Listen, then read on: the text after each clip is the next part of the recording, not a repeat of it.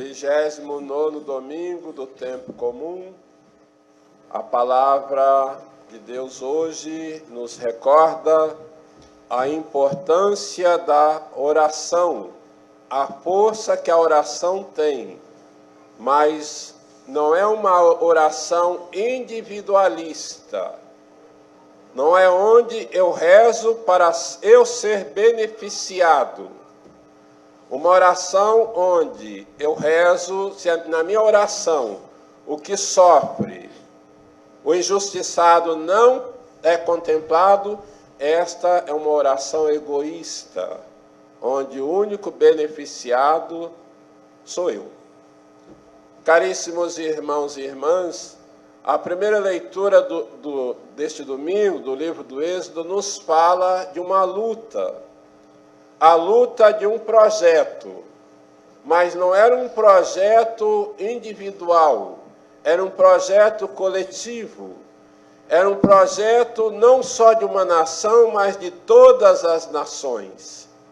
Era um projeto de fato onde todos, de modo especial, os que estavam sofrendo, eram contemplados neste projeto.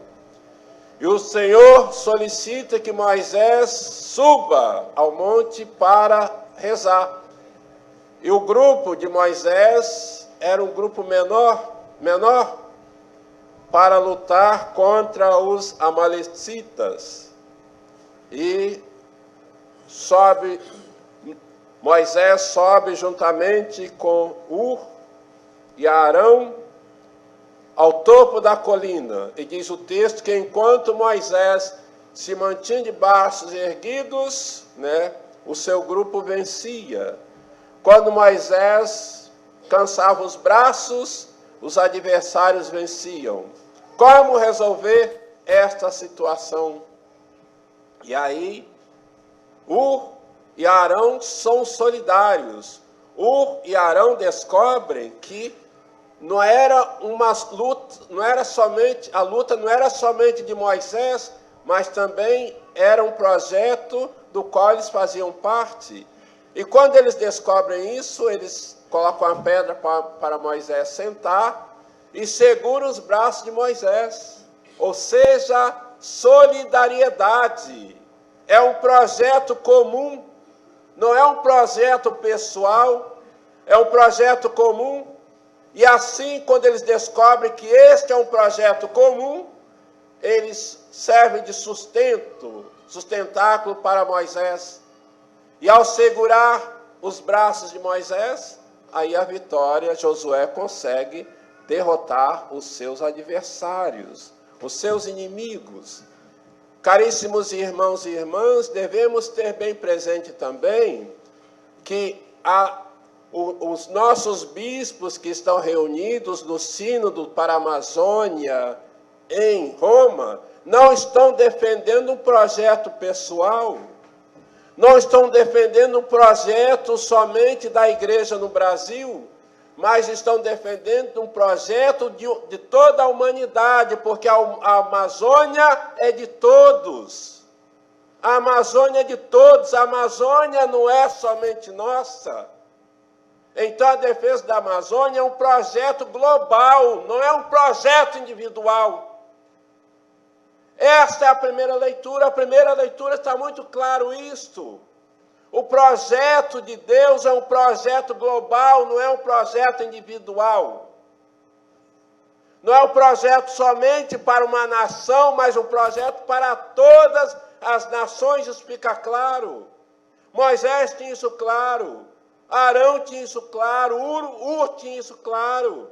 Por isso que a solidariedade ali estava, porque era um projeto global, era um projeto para todas as nações, não somente para a nação de Hur, para a nação de Arão, para a nação de Josué. Assim também é a luta da Amazônia. Os nossos bispos estão reunidos em Roma, não estão defendendo um projeto individual, um projeto para eles, estão defendendo um projeto para toda a humanidade. Defender a Amazônia é um projeto de todos, de todos. A Amazônia é o pulmão do mundo, não é o pulmão somente do Brasil. do Brasil. É isso que temos que ter presente isso. E quem faz parte deste universo chamado Amazônia são os nossos irmãos ribeirinhos, os nossos irmãos quilombolas, os nossos irmãos indígenas. Portanto, fica claro, é um projeto global, não é um projeto individual, não é um projeto somente nosso, mas a defesa da natureza é um projeto universal. Esta é a linha da primeira leitura. O Evangelho de hoje, duas figuras entram no texto de hoje, que é a figura do juiz e da viúva. Coitada da viúva. A viúva aqui representando os pobres, aqueles sem vez e sem voz. A quem ela iria apelar? De fato, ela teria que apelar para aquele que foi constituído para defender seus direitos. Ela estava lutando pelos seus direitos, mas o juiz do Evangelho de hoje era um juiz parcial. O juiz não pode ser parcial. O juiz tem que ser imparcial, porque a lei é para todos. A lei é para todos. Diante da lei, todos são iguais. Portanto, a atitude do juiz do Evangelho de hoje, o juiz do Evangelho de hoje era um juiz parcial. Ele defendia seus interesses, ele defendia um determinado grupo, mas a causa da viúva não lhe dizia respeito, mas ela não desiste, ela insiste com este juiz até que ele resolva a sua situação. Ele diz, olha, eu não temo a Deus, não respeito homem algum, mas esta viúva já está me enchendo as paciências. Esta viúva já está me incomodando. Essa analfabeta, essa ignorante, ela já está me incomodando. E como ela está me incomodando, eu vou atendê-la. Porque para mim tanto faz. Então, aí está aqui, o eixo do Evangelho de Lucas de hoje. A oração de Jesus, que devemos ser perseverantes na oração. Mas oração significa, ela vem complementada, orar e agir. Então aí fica claro, a viúva rezava, mas ao mesmo tempo ela agiu. A viúva rezava, ela confiava em Deus, no Senhor, mas ao mesmo tempo ela agiu, ela exigiu seus direitos. Era direito dela.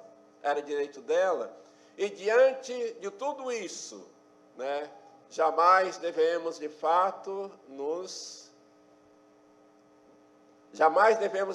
confiar em nós mesmos. A nossa oração tem que nos levar à prática. Se a nossa oração não nos leva à prática, que tipo de oração está sendo? Então, a lição de hoje é não desistirmos, não desanimarmos. Mas, caríssimos irmãos e irmãs, muitas vezes nós pedimos, nós incomodamos a Deus. Será que a gente não está incomodando muito a Deus? Não. Às vezes incomodamos a Deus, mas pelo meu bem. Eu estou pedindo para mim, olha, Senhor, eu quero de fato que isso e isso aconteça para mim. E o outro? Meu Deus, muito obrigado, porque eu tenho pão eu tenho este pão na minha mesa. E os que não têm? Meu Deus, muito obrigado, porque eu tenho um teto para me abrigar. Essa pode ser a minha oração. E o outro que não tem?